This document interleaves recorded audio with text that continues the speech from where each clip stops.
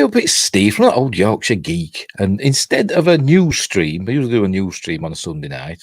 We're just doing a review of Doctor Who, the first of the 60th anniversary specials, the Star Beast, and I've mucked up my intro.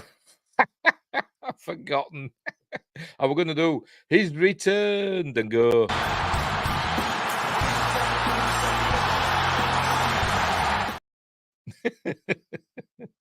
Because CM Punk returned last night at WWE.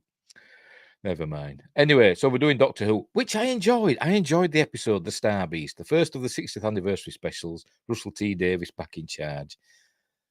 Now, I understand why some people might not enjoy it because it is quite heavy on the messaging, but no, in my opinion, no worse than any other Doctor Who from the Russell T Davies era and afterwards. But is a bit heavy-handed in places. But it didn't detract essentially from the story, which I really enjoyed. I thought it was a decent story, although there were bits in it that I thought, "Come on!" But it's a fantasy. You've got to there's got to be a suspension of disbelief, hasn't there? There has. So anyway, so we're going to get into the episode. We're going to look at it and go through it. So spoilers, there'll be full spoilers. So anyway, so let's just look at it, shall we? And we'll talk about it as we go. By the way, before we start, as I said, Russell T Davies is back, as is his gang at Bad Wolf Productions. I forgot the names. Never mind. Directed by Rachel Talalay, who's done Doctor Who before. She's directed a couple of films as well, hasn't she? She did one of the Friday the 13th or one of the Nightmare on Elm Streets. I can't remember. She's done one of those, and she's done a horror film. I'm saying I don't know. This episode gets into that sort of thing and handles it rather well, I must admit. Although it is, as I said, is a bit heavy-handed.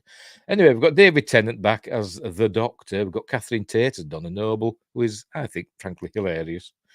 Yasmin Finney as Rose.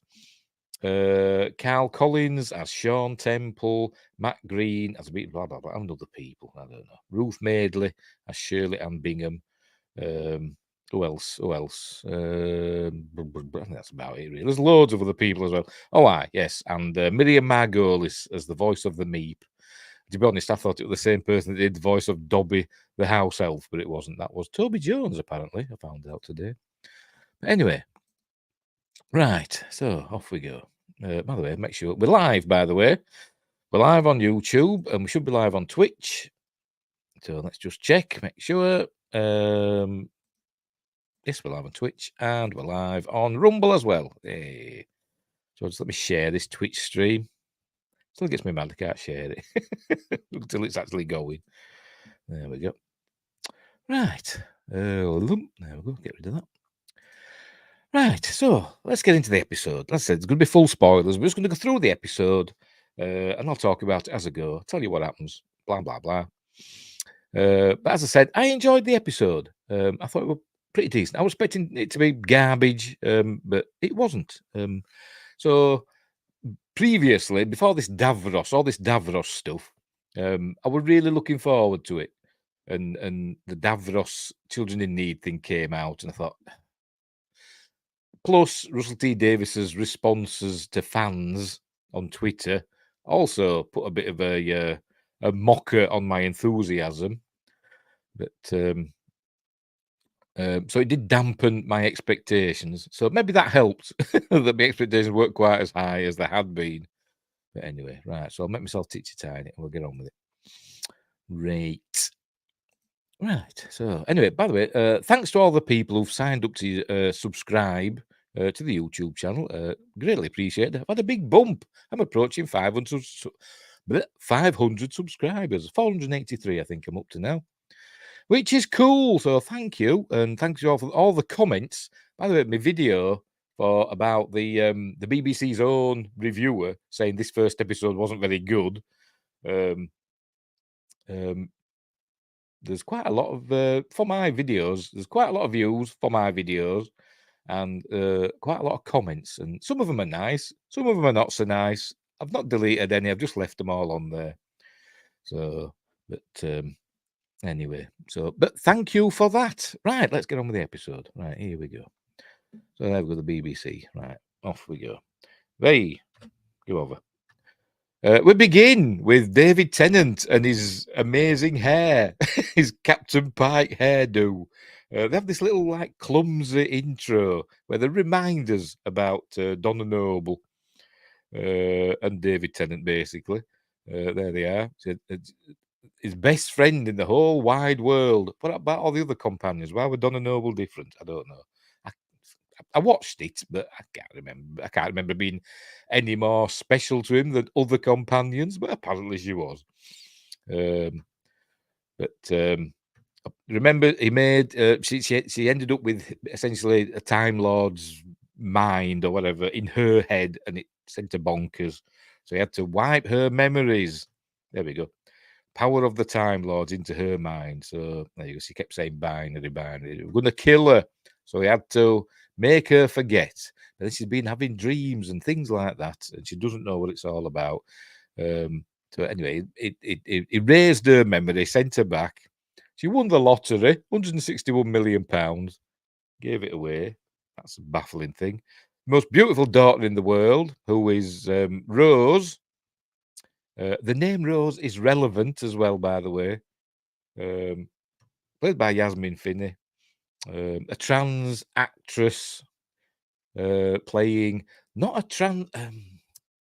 You've got to bloody walk carefully, haven't you? She's playing a 15. I don't know how old Yasmin Finney is, by the way, but she's playing a 15-year-old non-binary person who identifies as female. How did they put it? Female presenting. So I don't think they've not had the surgery. So I'm thinking she's still, got the plumbing, so to speak, of a male, and I suppose at some point she will have the surgery. But she's presenting as female and classes herself as non-binary. That's what I'm guessing. I don't know. It doesn't go into such details. But anyway, so we're having this little intro. I'm seeing that she's remembered. She's doing her serious voices. Go on, show us. Oh, never mind. She's doing a serious voice is Catherine Tate, where she goes all breathy. When she's doing her acting and not a comedy. The story hasn't ended yet. And then the intro, the opening credits with music by Murray Gold, I think. Just let me check. It said Murray Gold were doing the music. Let's have a look. Music. Yes, Murray Gold. And it is amazing. It is an amazing opening music. Really, really liked it. Back to the good old diddly diddly din diddly din, good proper epic Doctor Who music. It's gone beyond Ron Grainer and the BBC Radiophonic Workshop, and now we get full. Although there is electronicness in it, it's full of orchestra and all that, which is cool. So anyway, there we go. The Star Beast, written by Russell T Davies, from a story by Pat Mills and Dave Gibbons from the Doctor Who Weekly magazine. Which was a comic. They called it a Doctor Who magazine, but it was a comic, which I used to get for a while when I was younger. I think it was about 1980 it came out, so I'll have been 13. And I really enjoyed it. I don't think I remember this. This might have been after I stopped getting it, maybe. I don't know, because I can't remember much about it. The only one story I really remember from Doctor Who Weekly was when the Romans invaded this English village in present day. That was a funny one. Peculiar, not funny, ha. Right, the TARDIS appears. We pan down, and the TARDIS materializes in this alley, and it's all really nice. And I'm wondering, is this Cyber Dog? It shows this a few times. Is this an actual place? It's supposed to be on Camden Market. But is this actual for Cyberdog, or is this going to have some relevance? Because you know what Russell T Davies is like. He puts things in the background, doesn't he? Remember Bad Wolf and all that. So I sometimes think, does this mean something for later? I don't know. Is this the toy maker? They look like big toys, don't they? Is it a reference to that? Because we know he's coming, don't we? Anyway, right. Oh, that's what I forgot to check for. Hang on, just bear with me. I know we're live. There's supposed to be a trailer, isn't there, or a brief trailer for the next episode. So let me find that before we carry on, and I'm not doing it later. There we go. Doctor Who, Wild Blue Yonder trailer. Is that it? Yes, that's it. Right. So we'll look at that later. Right. So just sort of find it before we started. What are you up to, Princess? Can you see her? Can you hang on? Where am I? Look. Look, I don't know if you can see her through the camera. There she is. Look. You see her there? She's on top of the fire because she's a cheeky monkey. Got a gas fire on. We do have central heating, but my son won't let me turn it on because he says it makes noises. It makes noises and puts him off. So I'm not allowed to put the central heating on. So we've got a gas fire and I've put that on. But she decided, as the cat, to go and sit on top of the fire. So I can't have it on high because she'll burn herself. So that's why I'm sitting with my fleece on because I'm bloody freezing. My life. Anyway, right, where is it? It's at Camden Market. So I was looking round. I know this isn't the Christmas special, but it does kind of have a Christmassy feel to it. For me, anyway. So I was looking round. And he sees somebody struggling with a big pile of boxes. He says, hold on, because he's going to help because he's the doctor. Lifts up the top box and he sees it's bleeding Donna Noble in it. So he puts it back and runs off. He goes, oi, do you mind? You know, in that Catherine Tate voice, you know, what liberty and all that. Anyway, so he does go and help her. But she doesn't remember him. And he says it's not her stuff. She says it's her daughter's. And she goes, Rose. And then he's like, Rose? And then so there's an amusing bit. And then we meet Rose. They're buying stuff for her because she makes toys and sells them on the internet, particularly to a woman in Abu Dhabi, or is it Dubai? Dubai.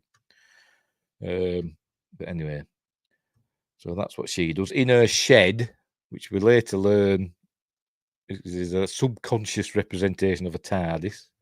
Anyway, then we see a spaceship crashing. It says crashing. We see it flying through the sky, but she's missing it. Is Donna? It's not showing us it, is it? Anyway, and there it goes. It comes down, and it lands with a big, kind of an explosion. It's going to show it. No, it didn't. Never mind. You see a big explosion, but we learn that it doesn't actually explode. It's actually landed. But never mind. Never mind. So she's missed it, as Donna. It looks like that a lot in this episode. I don't know what to make of this. So off they go. Oh, by the way, she tells him, there's Donna, you know, the tight suits work up to the age of 35 and no older. I don't know what she means, but never mind. Then he hears somebody calling Rose, and he goes, what now? So he goes over, and we meet Rose's dad and Donna Noble's husband. So, and he just happens to be a taxi driver. So he says, right, take me to that explosion. But we learn that they've put roadblocks up immediately, and the doctor says he knows other ways, and he shows his telepathic identification thing, and it says, you know, Grand Master of the Knowledge, you know, the taxi driver knowledge of London, and Sean Temple, him there, says it says mistress there, and he goes, oh, catch up, which I quite liked because it's a reference to Jodie Whittaker, isn't it? He shakes his thing and said catch up, so that was good. Well, not good, but you know, amusing. Right, so off they go. They were learning about that he knows Donna Noble, and he says, how do you know her? And he says Neris. And I thought, did he just make that name up? Or, but because he goes, oh, Neris, yeah. And she's had an accident apparently. And I thought, did he just look up, you know, not look, happen upon a name that was familiar to them? I don't know. But I suppose, yeah, Whovians out there will tell me, oh, yes, there were a Neris in such and such an episode with Donna Noble in blah, blah, blah. Right. Then we learned she's still Donna Noble. She's not Donna Temple, and she refused to be Noble Temple because it sounded like an old ruin. And Rose is also going to be Rose Noble. Why don't they want his name? Because he's a man, and you know it's progressive. This is one of the things that irks me in this episode. It's, as I said, it goes overboard a little bit in places, but it's no worse than other things we've seen. But it is there, and it's always there, isn't it?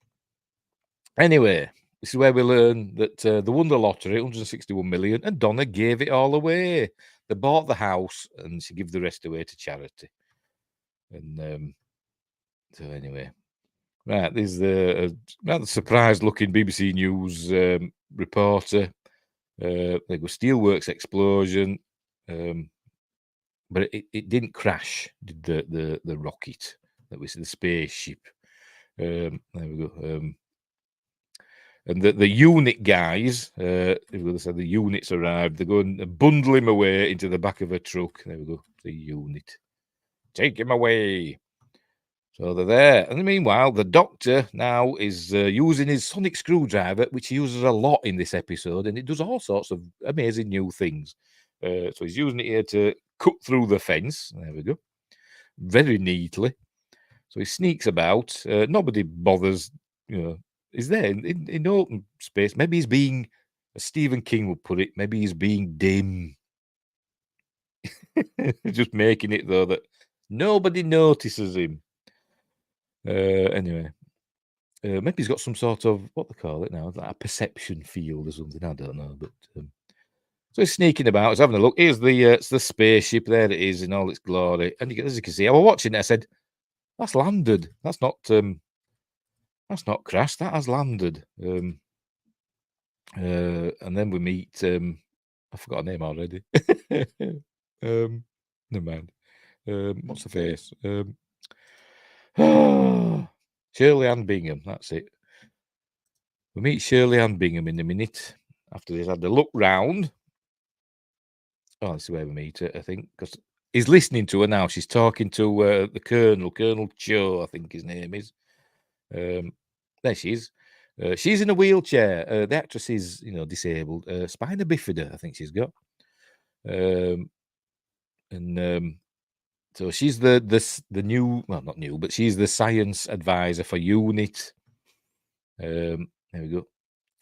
And I'm going to say something about it, and I forgot what it was now. Anyway, we learned that her wheelchair is not all that it seems later on, and I'll get to that, and also talk about other things, other wheelchair users. Oh yes, she says, that's what I'm going to say. She says she doesn't say it's landed. She says it's parked. Whatever. That's what a woman would say, wouldn't she? Right. So he's looking round. Right. Meanwhile, we're back with Donna and Rose, and these are some young ruffians who are calling Rose, obviously by her previous name, Jason. And they're basically picking on her. Right, so this is where we meet. This is Donna's mum, Shirley. She's making a tuna madras. Bit spicy, that, isn't it? For like a family curry, a tuna madras. Maybe they like the spicy stuff. Because you get like curry and other sorts of curries, and then like madras and vindaloo. Madras is a hot curry, and vindaloo is like above a madras. But anyway, maybe they like the spicy food. So we're all talking about the spaceship, and obviously she didn't see it. Gran didn't watch it on the news. She's going out to the shed. There you go. I'm just going to take her stuff out to the shed. And her mum says, she's talking about the nasty boys, and, if anybody has a go, I will descend. She says that again later. Donna Noble is descending. So obviously she's going out to the shed. And before that, her grandmother had given her a kiss on the cheek and says, "You're gorgeous." And then she does a thing here. We have a nice little scene here where it's showing how some people can feel a bit awkward, or not awkward. She says the word clumsy. You're not sure what to say. So she asks, there you go. When I say she looks gorgeous, is that right? She didn't know, exactly how to say, because obviously she was born Jason. And so she's showing that she's a bit clumsy about it. And Donna Noble says, "Yes, me too." So they kind of, they say that it is a little bit weird to them, I suppose. They don't say that, but you get that impression that, but they're living with it and they still love her and all that stuff. It's amazing, but it is, it's they've got to make it normal. That's what I'm trying to say. I'm not saying it's not normal. They're saying, you know, it is their normal. Digging a hole for myself, but you know what I mean. You know what I mean. Right. It was a nice little scene. A nice little scene. Anyway. Then she starts talking about Grandad. Remember Wilf? Bernard Cribbins. They're talking about flying saucers. And then Sylvia changes the subject immediately. Saying that she saw Susie May. It's looking well, but shorter. Don't know what that's supposed to mean, but anyway. Then she goes, so she does know that she's forgotten things. There isn't just like replacement memories or whatever. There is a blank in her life. So anyway. Right, so they're doing all that. They're reminiscing about stuff, and this is just a breathy talking again. Had something lovely, and it's gone. Just giving it all that. But anyway, she's got a big sausage roll to be thankful for. Right. I don't know who this kid is. Does he have a name? No idea. Let's have a look.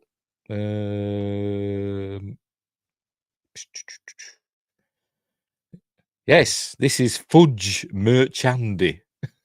I presume Fudge is a nickname. I have no idea. There's the neighbour. And he's telling her that like an escape pod, something came off the ship as it were coming down, and they're going to check it out. It's on the field, so they're going, and there it is. It's just there, and it's empty. Something's come out of it. So right, there's an alien on the loose, and it just happens to be right where Rose is. So she meets it here. This is where we meet the Meep. Go on, show us it. And it's cut. It's got its hands cut. There we go. There's the Meep. You know, a really good. Well, the head looks good when it's walking about. The hand, when it's walking about, it looks a bit, iffy. But to me, it was like a bag of fur, so to speak. But it's pretty well done, and I think it's a practical effect. It looks like a practical effect. Maybe it's enhanced. I don't know. But then it's been all nice, and it's speaking like Dobby the house elf. They're hunting me down to kill me, and they're on about these wrath warriors that are going to appear soon. So she takes the this is where he meets them. Look, there we go. They don't kill him. They look at him. They don't kill him. Leave him. They go, it is the Meep we seek. Continue the hunt. And they talk like that. But then later on, we see them talking, and they've got different voices. I suppose depending on what mode they're in. As you can see, they're kind of insectoidy. Right, back at the steel mill, here the doctor's using his sonic screwdriver to make a heads-up display. He's looking at stuff. And I don't know, is that a new sonic screwdriver? I don't know, because I don't keep up with these sonic screwdrivers. Is that a new one he's made for himself? So is this the 14th Doctor's sonic screwdriver? Or is it Jodie Whittaker's sonic screwdriver? No, because that looked like, to be honest, it did look like an adult toy, didn't it? So no, it's not that. That looks more like a spark plug, doesn't it? So I think it is one he's probably rattled it together.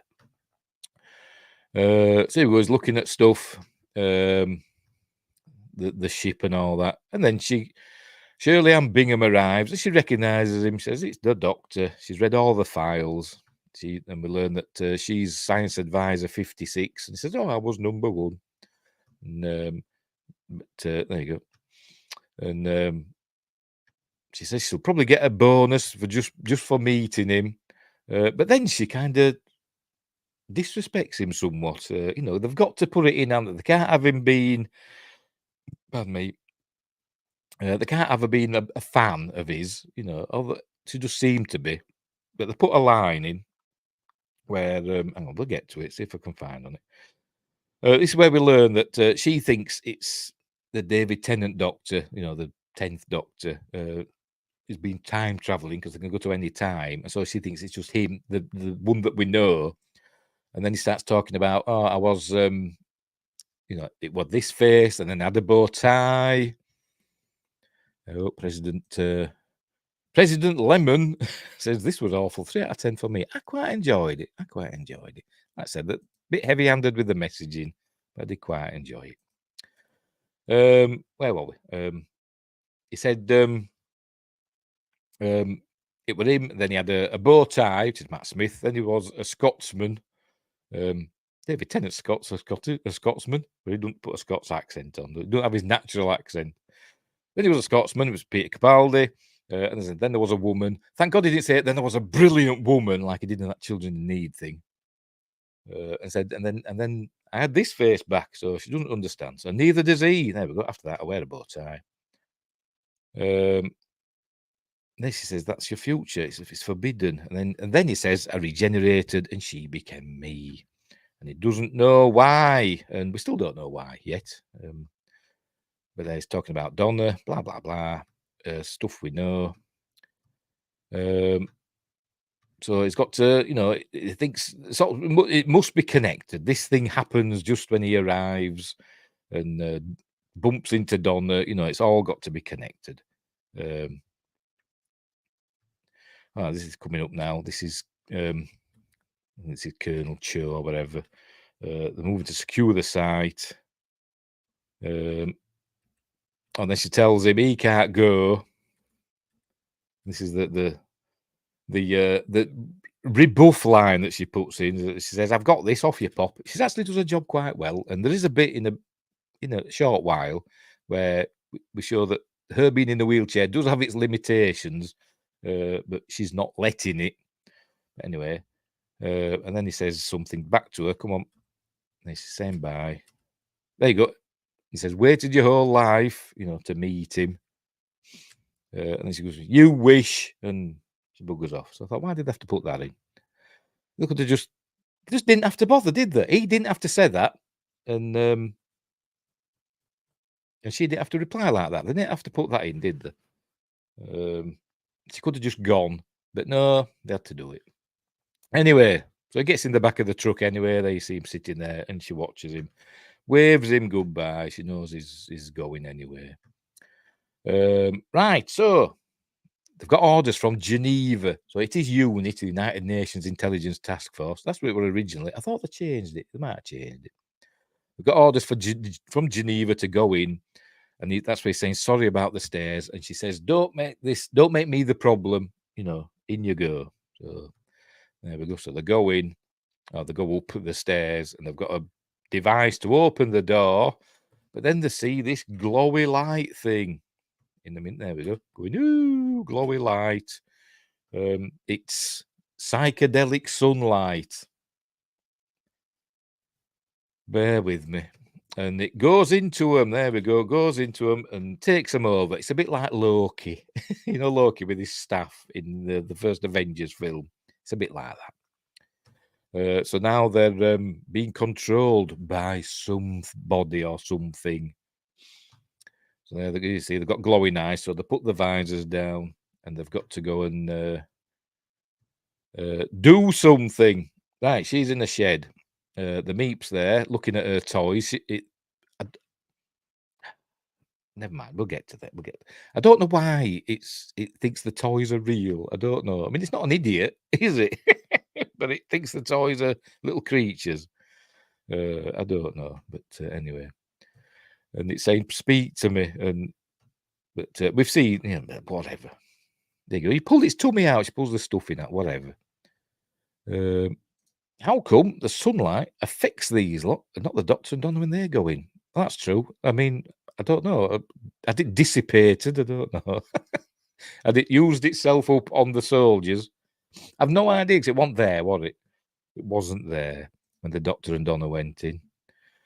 So I'm guessing it just all went into the soldiers.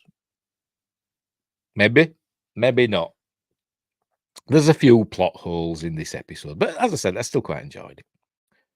It's playing all nice is the Meep. Oh, spoilers! What the hell? The Meep is the bloody baddie. Yeah, it's trying to act cute and innocent to trick her, I suppose so. But it puts it on a bit, doesn't it?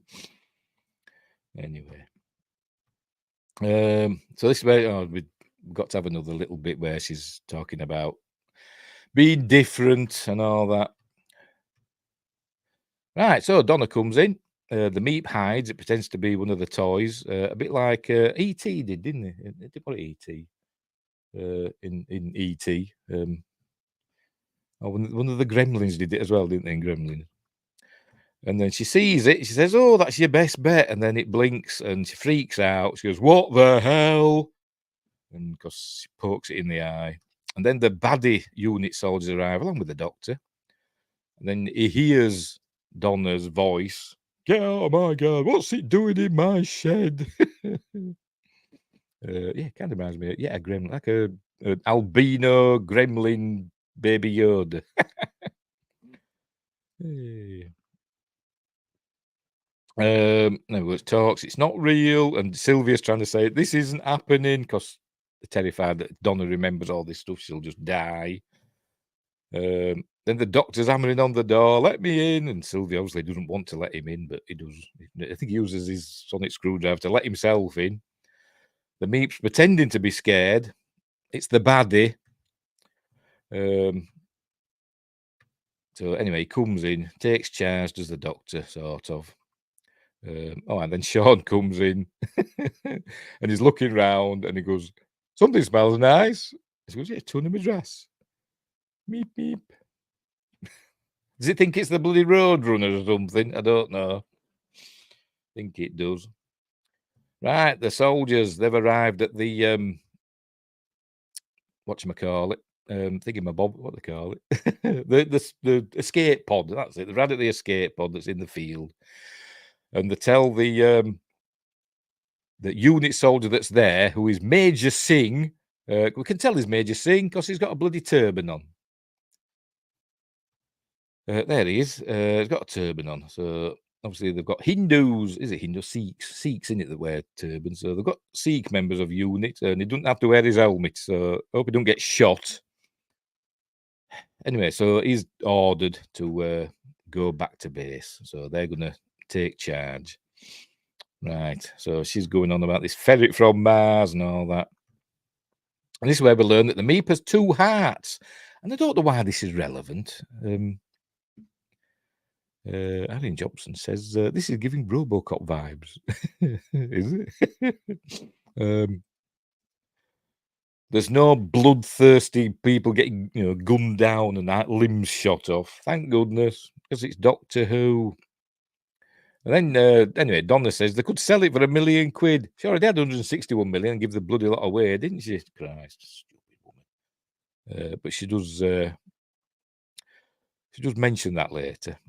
And this is where we learn, as I was saying, it's got two hearts, and the doctor says, "Oh, I've got two hearts," and Sylvia tries to say, "Oh, it doesn't mean he's literally got two hearts," because Donna says, "You what?" And said, it's like two hearts, as a change of heart and all that. I think the two hearts is another lie to trick the doctor. I don't know. I think it has got two hearts. I don't think it knows he's the doctor. Anyway, he's a Time Lord, so to speak. But it is mentioned a couple of times in the episode about the two species with two hearts on the same planet. It seems to have some relevance, and I don't understand it, but never mind. Anyway, so he's got his puzzled look on his face again. Anyway, he's patched up the Meep. He's asking about Wilf, and she says he's not with us anymore, so he thinks Wilf's died. The actor has died in real life, but Wilf's still with us. He's 94, living in sheltered accommodation, paid for by unit. So anyway, so he's happy about that. As the doctor says, "Go, cool." And this is where another woke scene where the doctor calls the Meep he, and Rose says, "Did you just assume his pronoun?" I'd have just said, "Yes, I did." And says, "No, that's a good point." And the Meep says, "It's the definite article." President Lim says, "Doesn't know he's a Time Lord, but might be able to hear the doctor's second heart with those big ears." That's a good point. That is a good point. Anyway, So the meep says there was the definite article. I'm always the meep, but that's just your pronouns. That's not your gender, whatever gender you identify as. That's your pronouns. I suppose it's different. Anyway, whatever. And then he said, "Oh, I do that, yeah, because he's the doctor, isn't he?" And then we learn later on. Spoilers again for later on. The doctor is both male and female, and both and neither. That's what they say.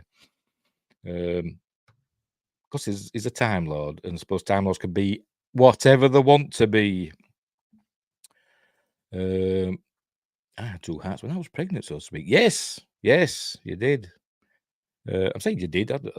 You know what I mean. I know what you mean. Yes. You'd have 3 if you were twins.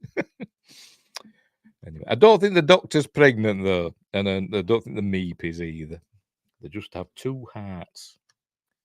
Anyway, this is with the meeps spinning a tail, saying that they were hunted to extinction by the Wrath Warriors because they wanted the meep for its fur, and the meep is the last one left.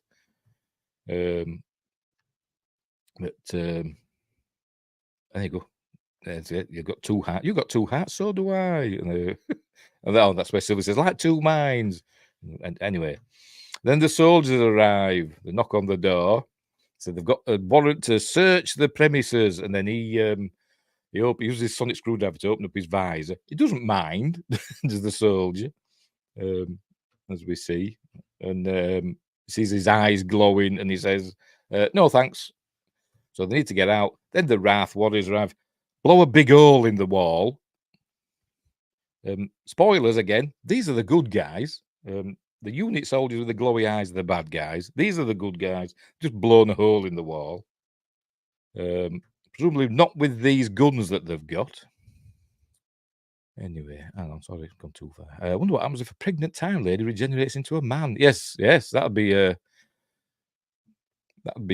weird. I presume the regeneration process takes stuff like that into account. You would hope so, anyway. Do Time Lords get pregnant? I don't know. Was Susan Foreman, was she really the doctor's granddaughter? Does that mean he has a daughter? Well, he does have a daughter, doesn't he? Because he was with River Song, wasn't he? He did have a daughter, didn't he? Oh, I don't know. It's all confusing. Hang on, where are we? Ranjob says, normally that doesn't happen, but I think I remember an episode of Quantum Leap when Sam leaps into a pregnant woman's body. Yeah, but that's Quantum Leap, innit? And anything can happen. I think he leaps right out before he gives birth. Yes, thankfully for him. Anyway, but he doesn't actually. It's like his spirit enters the bodies, doesn't it? If you know what I mean. It's not actually him. He doesn't turn. He sees himself in the mirror, but that's just for the audience in Quantum Leap. But anyway, right, the Wrath Warriors arrive. So there's a big gunfight going on in the noble temple house. I don't know what bloody hell you call it. There's Fudge watching from across the street. Right, the doctor says to Sean, where's your car? And he says 5 doors down. Because it's London. You can never park outside your own house. Plus, I suppose there's loads of unit Jeeps or whatever the hell they are, Land Rovers parked outside. So it's 5 doors down. And now this bit I don't really get, but never mind. Well, I do get it, but you've got to suspend your disbelief. So there's a big gunfight going on in the house. So they go upstairs in a minute, but the doctor uses his sonic screwdriver again in another use that I don't know if we've seen it before, but I don't think we have. He draws a big rectangle in the air and creates a force field. Look. And then he does another one, as we'll see in a minute. There we go. Creates another one. Says right upstairs. So he's made like a safe thing for him to get through. They've all going and running upstairs. So off they go. There you go. There, say meep second level. So she said, "My house." It's paid for though, isn't it? They've got insurance. We learn at the end, Unit does have alien attack insurance, so they're fine. Right, so they break through the force field and they're fighting each other. They go up into the I suppose you class it as a loft. I'd say attic because I'm from Yorkshire. Thank goodness they didn't have to get in our attic because we ain't got one of these. We ain't got a thing with a ladder that you can get up. It's just a little hatch that I probably wouldn't be able to fit through, to be completely honest. I'm a big fat get. So up they go. And there we go. This is a thing where I did laugh at this a little bit. Where it says this is a sonic screwdriver and it's good for how does he put it? Hang on, see, I've missed a bit. That's good at resonating concrete. And then Sean says that's not concrete, it's mortar, which is right. There you go. It's good. And then Donna says, "Thanks, Bob the Builder." So there we go. So it turns all the mortar to crumbly stuff and just pushes all the bricks through into the next house. The next house's loft. And I thought, well, it's a good job they've had their loft done. They've got a light on for them. Look, what if next door neighbour were up in his loft with his train set or something, or with his porn stash? I don't know. But luckily there's nobody there, but the light's on. So they go through to next door. Eh dear. Nice Ninth Doctor reference. What it? I don't know because, like I say, I'm not really a Whovian. I do enjoy it, but I don't know every reference. Anyway, Bob the Builder, maybe, I don't know, but more unit troops arrive, and then we learn that I think Major Singh's here now, and we learn that they said like rogue unit soldiers, so they're fighting each other now, and I think some do get killed. We learn by the end, but not by the Wrath Warriors. So they get killed by each other. There he's Major Singh. I hope he's got us like a steel plate under that turban. There you go, protect House 23. Meanwhile, they're making their way through the lofts of their neighbours. And as I said, thankfully, all their neighbours have got nice lofts with lights in that they can and flooring put down. Because I don't think there's that in our loft. You come through the roof if you stepped off the what they call it. I don't know the ribbon, the plank, not girders, not girders. I don't know what they call them. Beams, wooden beams. But anyway, Ninth Doctor said, "Rose, I'm trying to resonate concrete." Did he? Oh, right, I see. Oh, very good, very good, very good. You sure you're not called Windgrace in your spare time?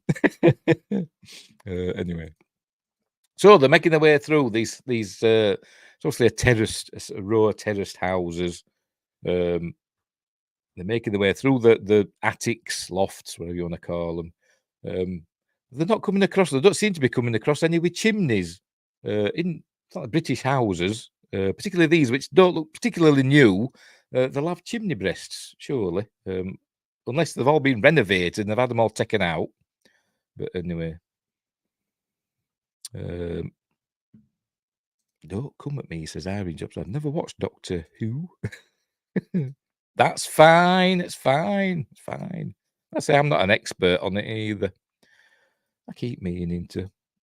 Well, there's lots to catch up with if you want to watch it from the very beginning. I'd start watching from Christopher Eccleston, to be honest. Or watch the occasional, like watch some Tom Baker, maybe and a bit of Peter Davidson, maybe some John Pertwee for the Sea Devils. Anyway, I saw the cute meep and joined. There it is. I said it looks a bit goofy. Here he is smashing his way through to another house. As I said, no chimney breasts they're coming across. Like that there. Can you see it there? That where that pictures are, that's the chimney breast. That goes all the way up through the house to the chimney at the top of the house, So in the loft, there's a big thick bit with the chimney. So it don't come across any of those, does it? Anyway. But by the by, they do make it 5 doors across, 5 houses across, should I say. So they come downstairs. Luckily, this fella's asleep. Is this a reference to because he looks to have a bowl of I think you call them Cheetos in America. We call them Wotsits over here. Cheesy Wotsits. Is this reference to Toy Story 2? Could be. I don't know. Oh, maybe not. So they sneak past him and come out and get to Sean's cab. There it is, a good old London hackney carriage. He gets the keys off Sean. They go out and they get in, and the Wrath Warrior. Oh, he checks this soldier that's down for the count, and he checks his pulse, and it says, "Oh, right." And we learn that he's not dead; he's just unconscious. The Wrath Warrior turns round. There you go, shouting, "Stop the meep!" And they start shooting. Look, start shooting and hitting the taxi. But they drive off. As you can see, London cabs have a really tight turning circle. They do in real life. Look, makes it round there. They're designed that way. A tighter turning circle than a regular car. But that's just, trivia. Right, so the getaway. He drives down into an underground car park and parks up. Then gets out, pulls out a judge's wig that he just happened to have in his coat, pops it on, and says, "Court is in session." And he teleports two of the Wrath Warriors. And he's just saying, "What are you doing?" So he's invoking the Shadow Proclamation to have an instant court. And this is where their voices change, the Wrath Warriors. Before they were all like, "Stop the meep," and all that. And now they have "I'm Sergeant so-and-so." So anyway, saying he's in charge now, and no killing till he deems fit and proper. There we go. Exhibit A, the taxi, no scorch marks. They've been shooting. The Wrath Warriors were shooting at the taxi, no scorch marks. Says he found a soldier that wasn't dead, he was just stunned. So they're just using stun guns. And they're checking that. There you go, unconscious, not dead. Exhibit B, those guns are stun guns. Is that correct? And there we go. And they start talking in like a normal voice now. These guns apply mild and harmless neural anesthetic. For the record, my name is Sergeant Zogroth. That's how they talk. I just thought, shouldn't the Judoon be chasing the meep? Or are these new space police? Now we have rhinos and beetle police. Yeah. Yep. You'd think the Judoon would be on the case, wouldn't you? Maybe they're busy doing something else. Anyway. So they're saying that the meep are the bad guys, and they lived. It's a tragic tale. They lived on a planet that had a living sun, and people might be rolling their eyes at that. But I thought, well, Guardians of the Galaxy can have a living planet. Why not have a living sun? Anyway, the living sun went mad, and its rays became like psychedelic sun rays and drove the meeps crazy as well. They started rampaging across the galaxy. There goes telling all about it. Turned them into cruel beasts for conquest. And there goes that solar psychedelia. And the Meep army captured the Galactic Council and ate them, beheaded them, and then ate them. There you go. So they've been fighting the Meep across the galaxy. It's all about tools, isn't it? Yes. You're saying that. Dr. Livingston's, two of them. It's all about twos, isn't it? This episode, I've just realised 2 hearts.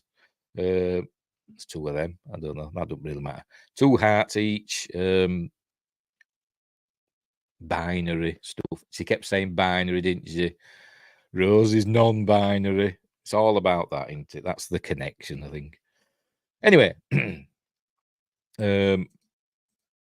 so they fought the Meep across the galaxy, and the Meep, rather than surrender, just fought to the death. And this is the last one, who just happens to be the ruler of the Meeps.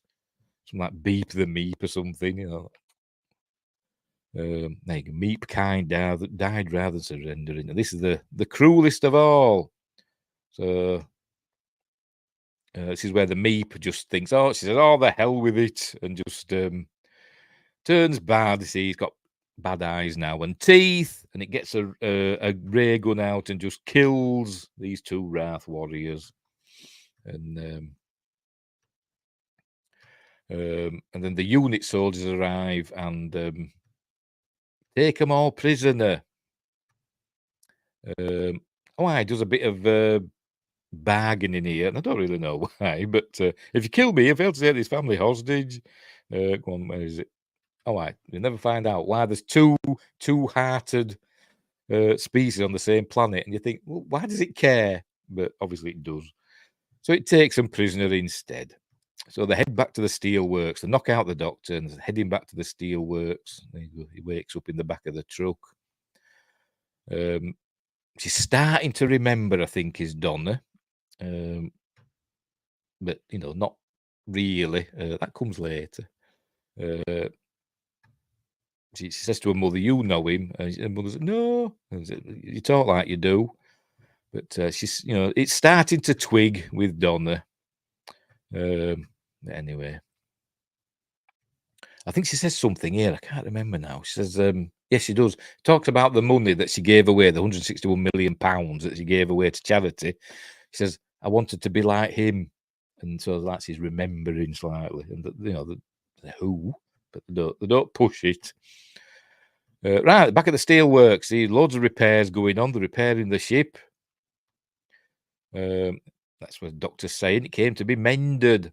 And they're all doing "Hail to the Most High" and doing. There's a lot of that. So the Meep's in full evil mode now, saying nasty things. It's got its bloody iron throne. Thinks it's a Targaryen, doesn't it? Anyway, this is where we learn that it's got a dagger. Is it a double dagger drive? So again, two's double dagger drive or double drive. I don't know. Bloody hell. He goes back, gets his engine by stabbing down, and it destroys everything within a 5-mile radius to lift off. And I don't know if that makes sense, to be honest, but anyway, whatever. So that's 9 million people. So they're going to go and start a new reign of terror. All one of them, if there's the last one. Maybe they're asexual. I don't know. Maybe they're born pregnant. I don't know. Anyway, so they're initializing stuff. Off we go. Take the prisoners on board. That's what it says. There's the Meep.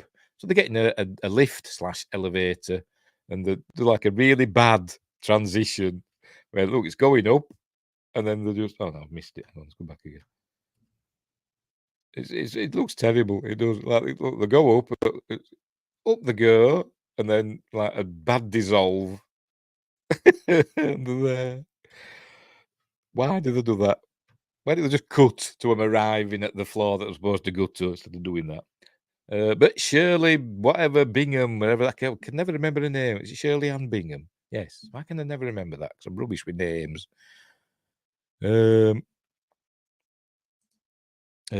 Lim says, "Go destroy London. I wish you were Meep isn't a hero."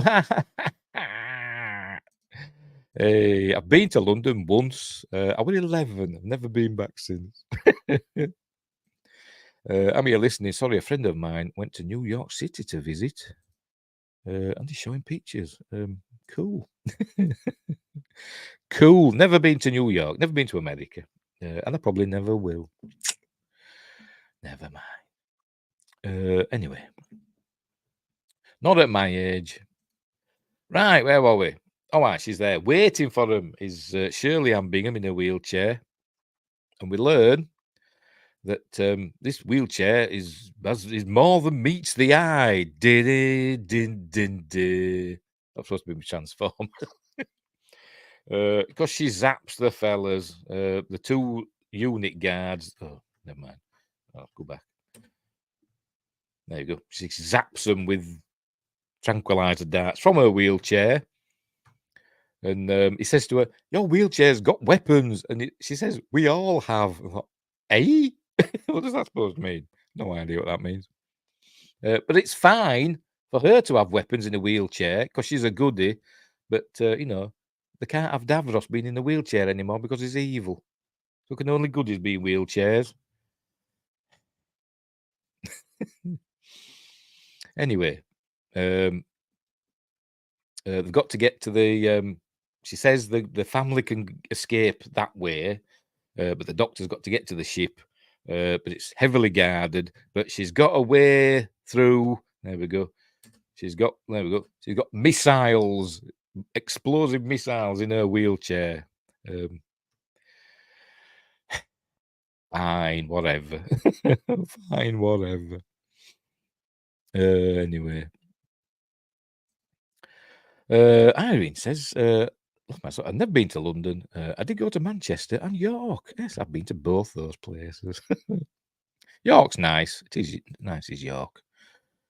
I even went up to Scotland. I've been to Scotland once. Went to Ayr in Scotland. It was very nice. Never say never. No, I'll never go to America. Is Russell trying to make people think that wheelchair users all have weapons? Doesn't he know it's current day? How offensive.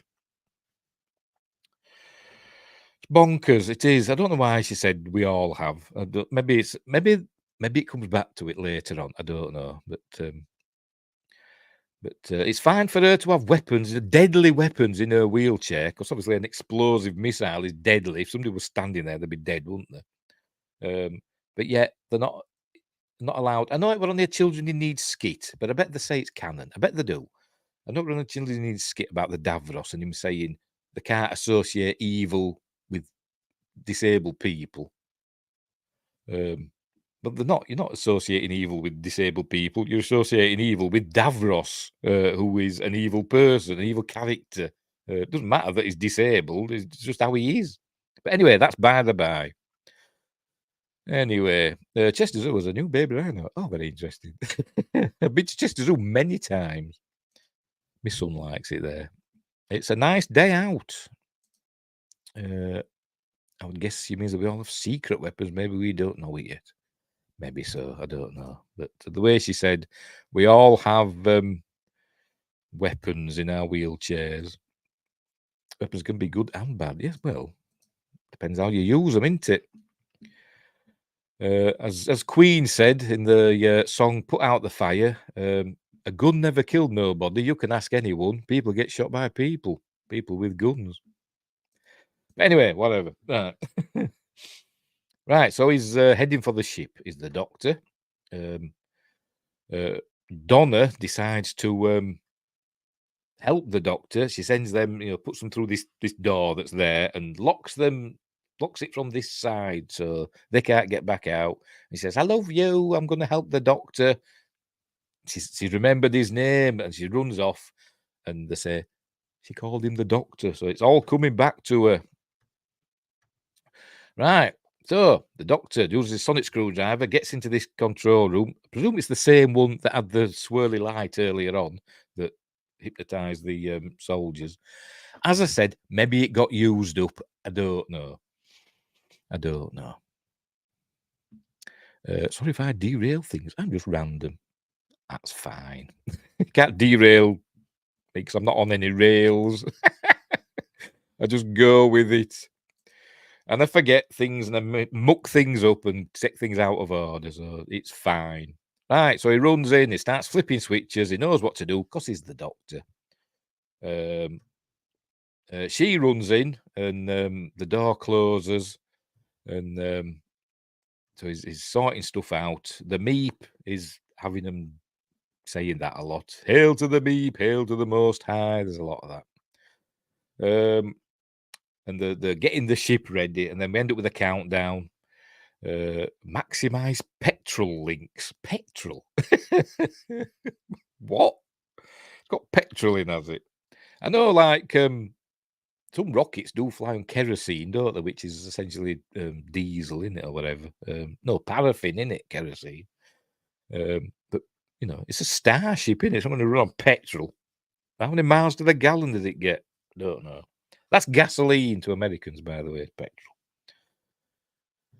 Anyway, there we go. Hail to the Meep. Right, there we go. Star launch in 5 minutes. It's activating the dagger drive, so it pierces the ground. We're going to see it in a minute. There we go. It's deadlock sealed. So it says, "Oh, it's deadlock sealed," which means I can do it by hand. So it means nothing. There you go. So he's going around flipping switches, doing all this. There you go. Missed it. Double dagger drive activated, and oh my! It seals the room in two for some reason. So they're in separate halves of the room, a bit like Star Trek 2, but different.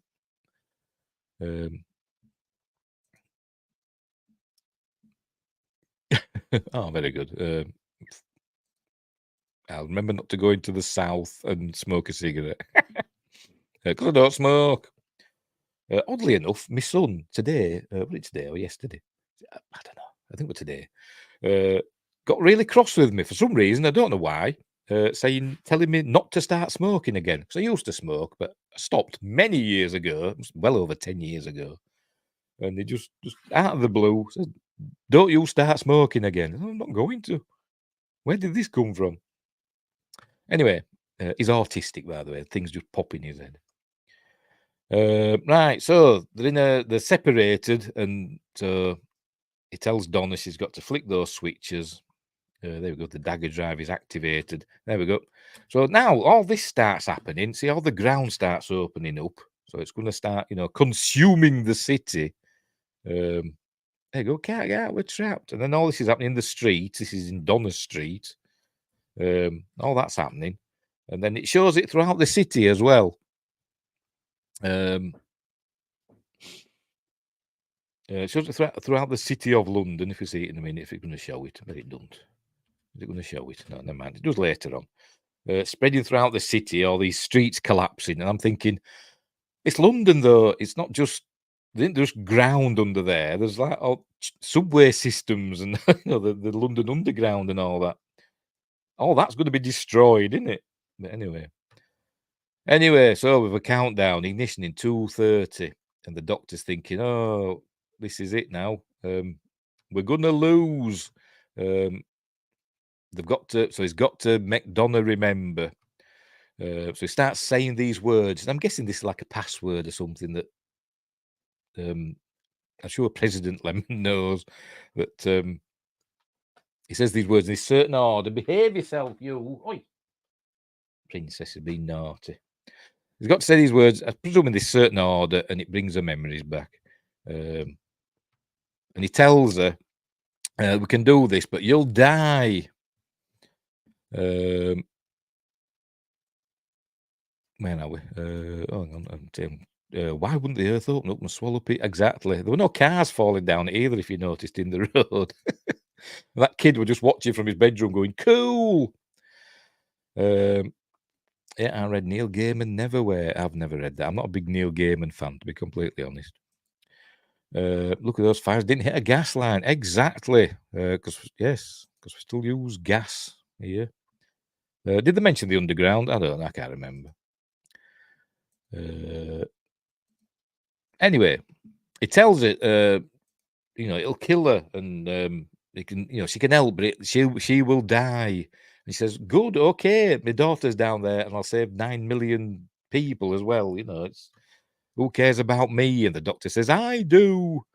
And she says, "I'm expendable." "No, you're not," or words to that effect. So then he starts saying these words: "Look, tornado, cliff tops, andante." A bit like the Winter Soldier, isn't it? Homecoming. But then she starts saying the words along with him, and then she does this, and I thought, "Wow, she's going to regenerate." And I suppose it is a kind of a regenerate thing, innit? It's that effect, isn't it? But all the memories come back. Oh, there we go. We see London bursting into flames. But not really. Look, it's all happening over there. Not here. Not in the middle bit. Just in the outskirts. There's look. Oh, look. Oh. I'll be screaming. I'm like, bloody hell, the world's ending.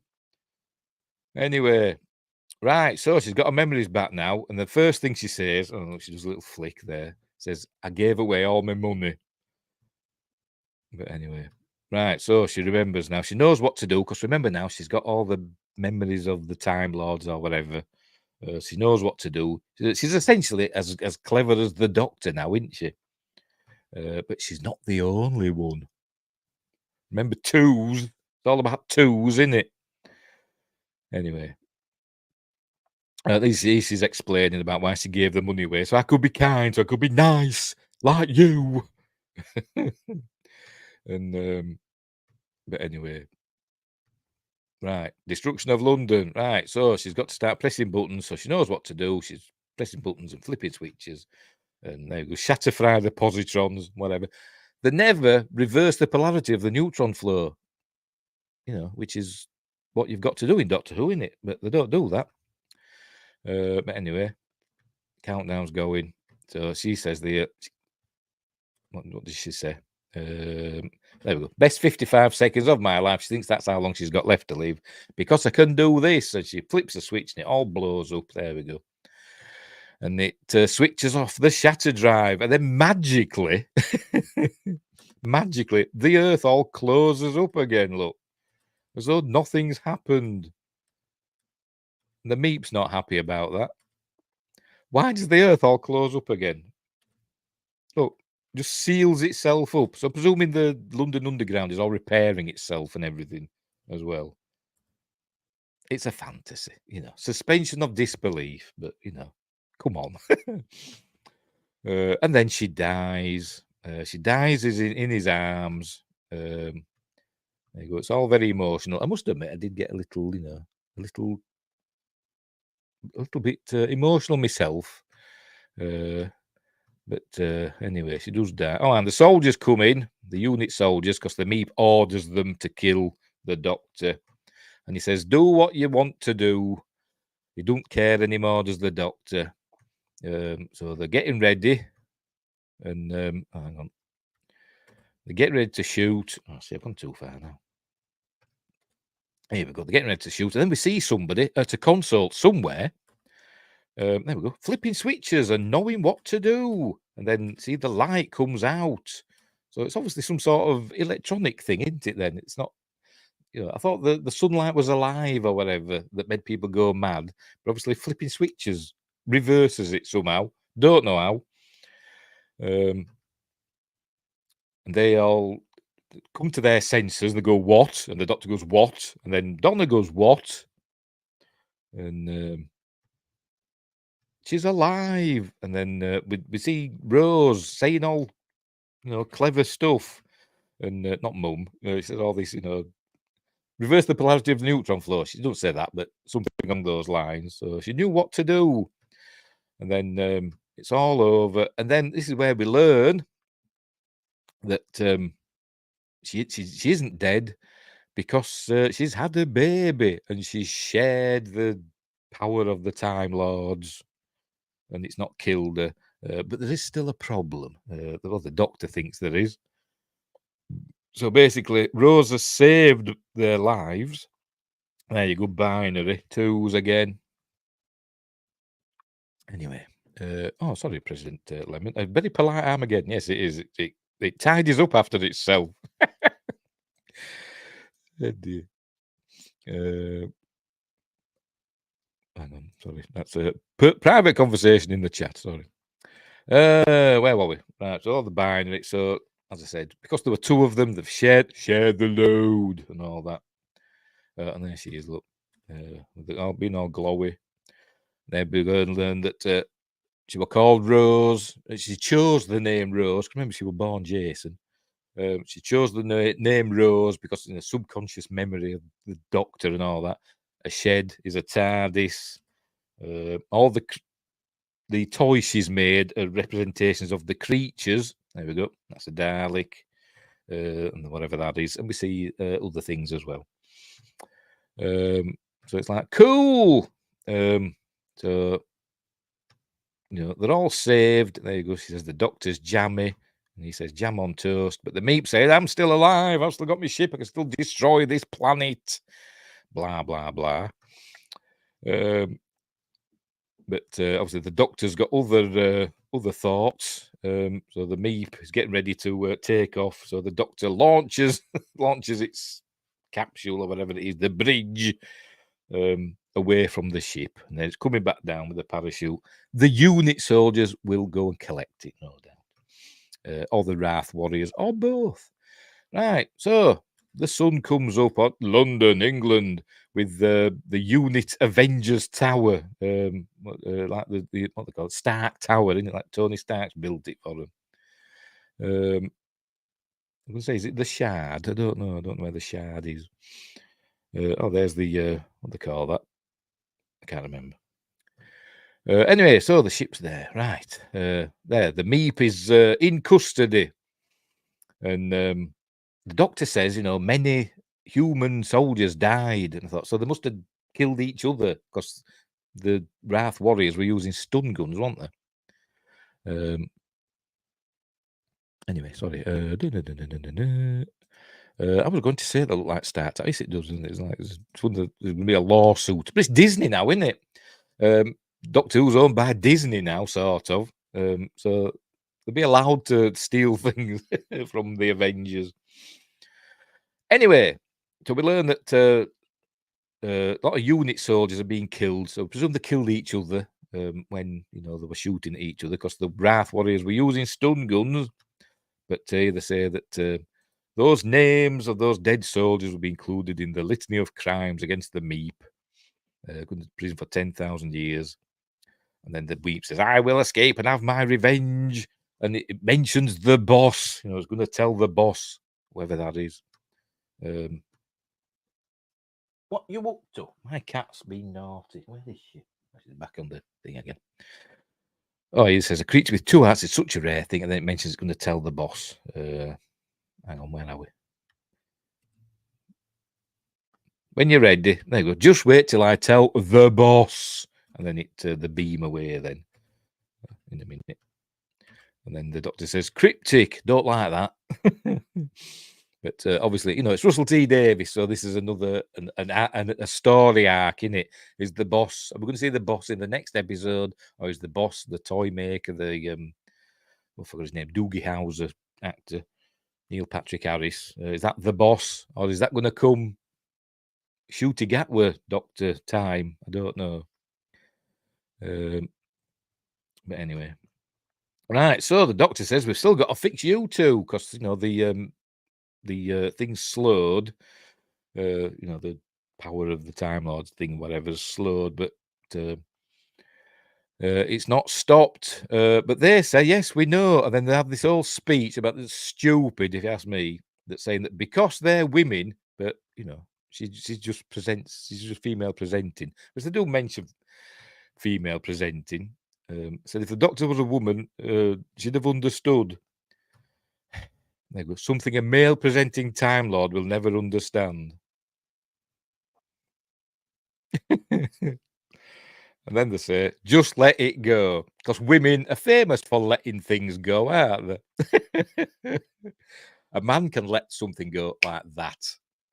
Women, no, they brood. Women brood. Women don't let things go. So I think Russell T Davies doesn't know women very well, to be completely honest. Anyway. I saw Neil Patrick Harris at Epcot. Cool. I've never been to Disneyland or Disney World. What's this one? It was narrating the candlelight procession. Oh, cool. Never remember everything always. Yes, women never let anything go. So they just say we'll just let it go, and then they hold hands. Hang on, I'll never seeing it. Look, they're holding hands and glowing and letting it go. Let it go. Another Disney thing. Let it go. There you go. They're just letting the power of the Time Lords go. Where's it going to go? Don't know. Maybe it's going to the same place that psychedelic sunlight went. No idea. President Lemon says, men are practical, women are emotional. Both have their uses, but it's just denying reality to say otherwise.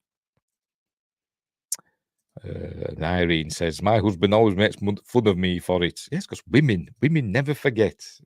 You might think they have, but they'll remind you at some point down the line. Anyway, so because they're women or female presenting, they're letting it go. And that's Sean saying, like I said, mate, how lucky am I? Cool, blimey, governor. And then Rose says, for some weird reason, after all these years, I'm me. And I thought, yeah, okay, but does that,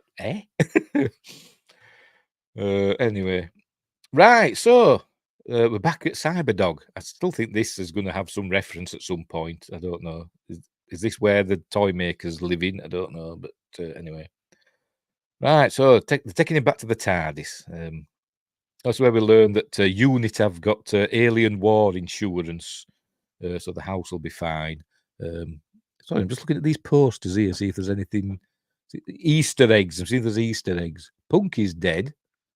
Can't read it. With stupid eyes. No, I don't think there's anything there, is there? So they go back to the TARDIS. There we see it, and it says one last trip, and she wants to.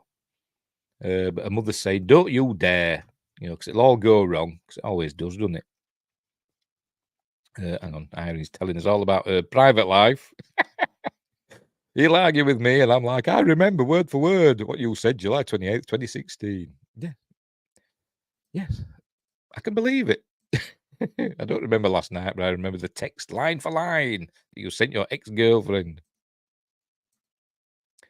Because that's women. They never let it go. So Irene couldn't let go of the power of the Time Lords. I think that's what we're saying. But anyway, he's asked Donna if she wants one last go, and I thought Rose were going to go with them. I honestly did, but she doesn't. So Donna decides to go with him for one last trip. They're going to go see Wilf, Bernard Cribbins. They're going to go see him. That's the plan anyway. And Sean says yes, he's happy for her to go. They go one tiny little trip, just like the old days, just me and the doctor. And then she says to Sean, her husband, if you're all right with this, and he's looking, and she says, because, some husbands might think it's, might be worried about a woman alone with a man and in a box. And he says, yeah, but not him. And then there's a look on David Tennant's face again. Hang on. But she says, come on, spaceman.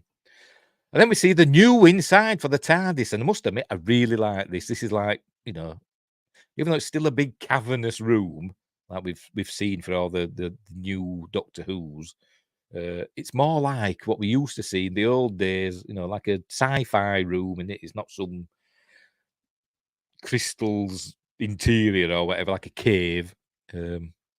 It's a cool room, and the Doctor likes it. Only says it's changed, so it mustn't have looked like that. Remember, it got out of the TARDIS at the beginning. It must have looked different because I don't think we saw it, did we? When it came out.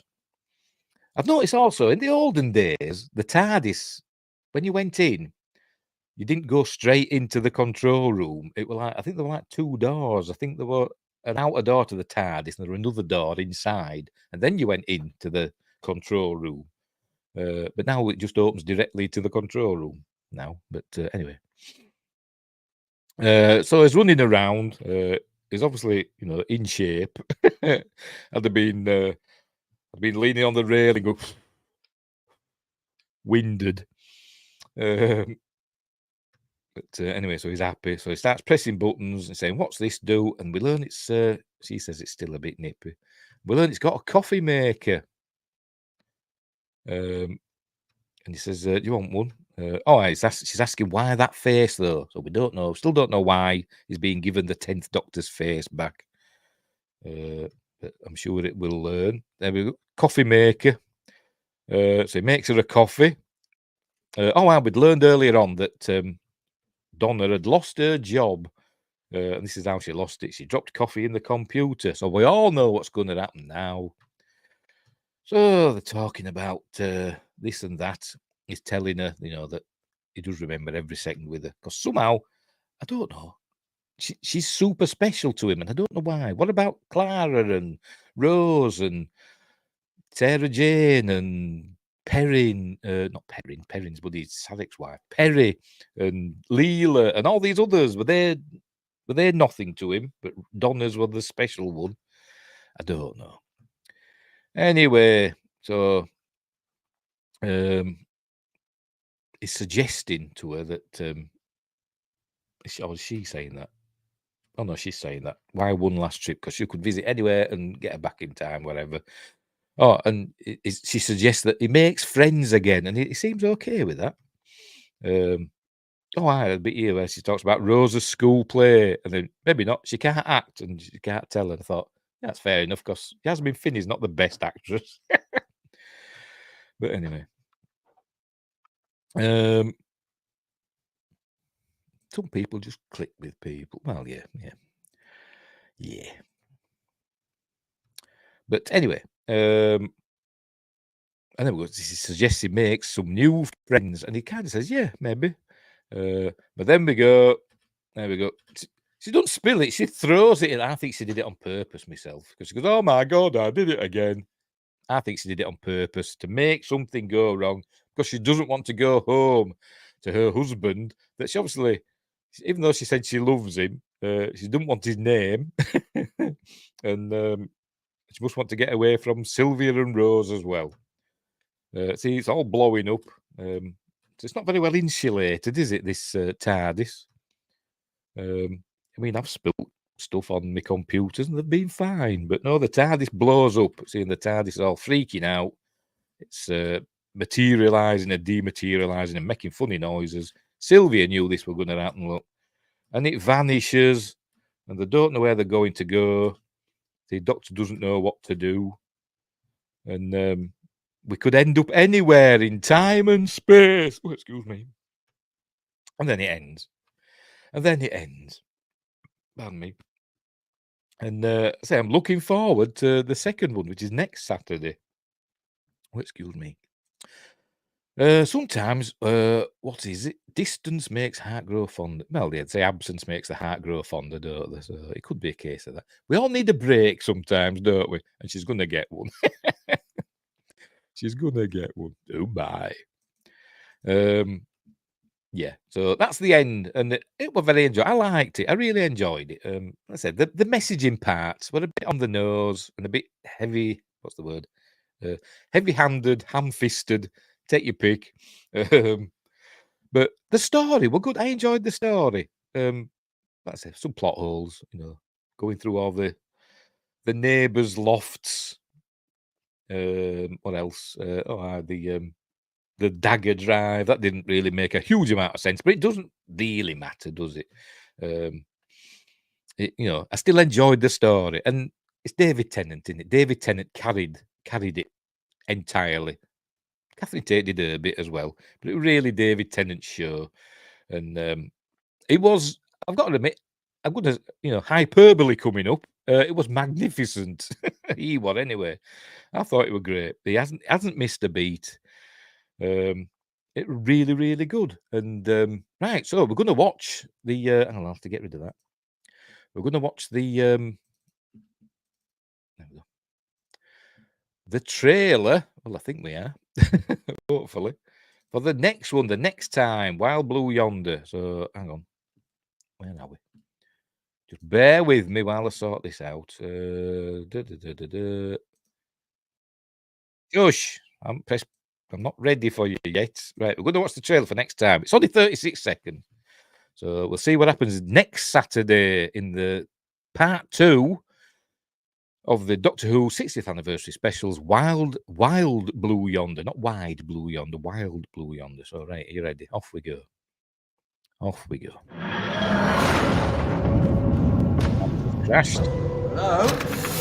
Where are we? Life Science. Who are they?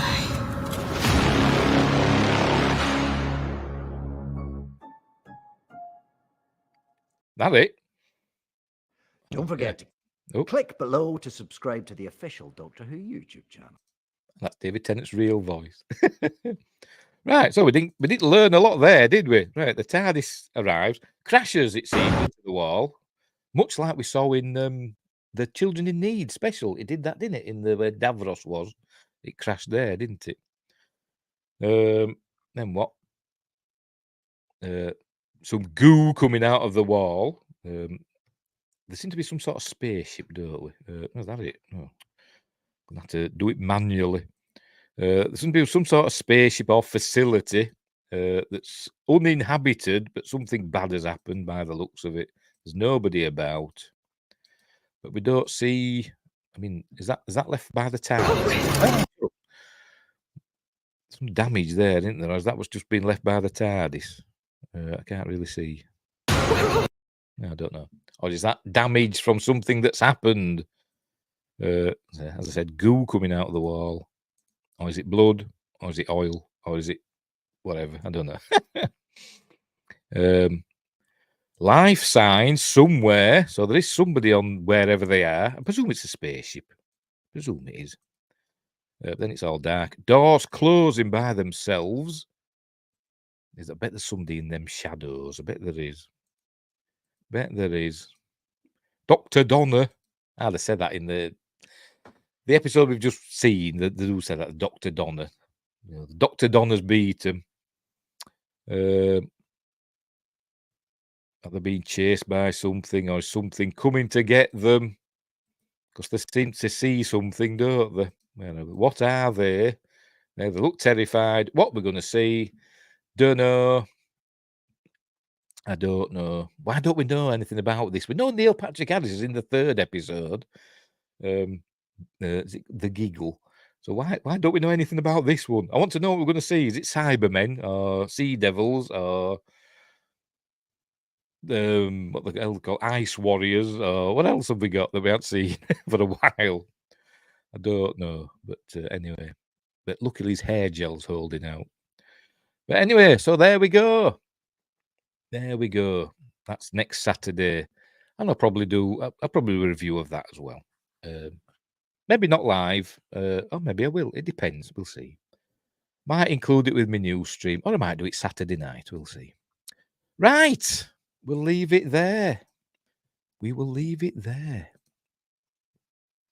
Get rid of that. Go away. There we go. Donna, man. I just said Donna for Irene says this is giving alien vibes. Yes, it did have alien connotations, it seemed to anyway, didn't it? So I'm looking forward to that. I think it's going to be more of a straightforward adventure with less messaging than this first one. Maybe he's got it all out of his system. A Sci-Fi Quest said to me, go subscribe to Sci-Fi Quest. Said to me, maybe they've got it all out of the system in this first episode, and the other two will be fine. We will see. But anyway, I'm glad I enjoyed it, and yes, I'm glad you clicked on as well, Irene. I missed, by the way, Irene. I missed RM's show today. The Sunday brunch. I usually watch it, and I forgot about it today because I'm an idiot. I was watching wrestling. What were I watching? Hang on, I'll show you what I was watching. I was watching this happen.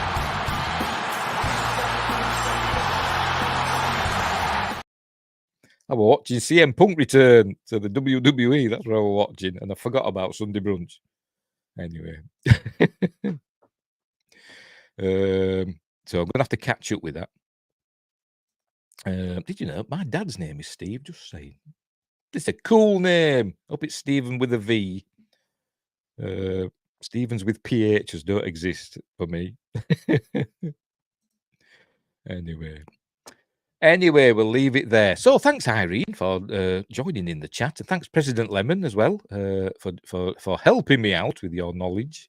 It's always nice when people join in the chat, rather than just me sitting here waffling on in my droning monotone. I know I've got a dull voice. I can't help it. It's the way I am. Oh, he spells it PH. Oh, let me down. Well, just stick with Steve then. Stick with Steve. Mine's with a V. Anyway, that's one of my favourite jokes, by the way. I always say Steve with a V. And one of my favourite, is it a meme? They call them memes, don't they? The kids. Where there's a thing, like going Starbucks and they put your name on a cup. And it said, I told them that my name was Mark with a C and they'd written on Cark. C-A-R-K. It's one of my favourite jokes, is that. Anyway, my voice calm. My voice calming. That's that advertising it as what is it, ASMR or whatever they call it. Anyway, right, we'll leave it there. So, thanks, Irene, for joining in. Thanks, President Lemon, and thanks to all the new subscribers that have subscribed to my channel. Maybe I'll lose a lot now I've said that, but we'll see. I'm closing on 500. Get some money from YouTube. Maybe, probably not. But anyway, right. I'm going to go now. What time is it here? 10 at night. Got to sort out some food for me and my lad. Right, so we'll leave it there. So thanks for watching. Wherever you are, look after each other, and until next time, I'll say the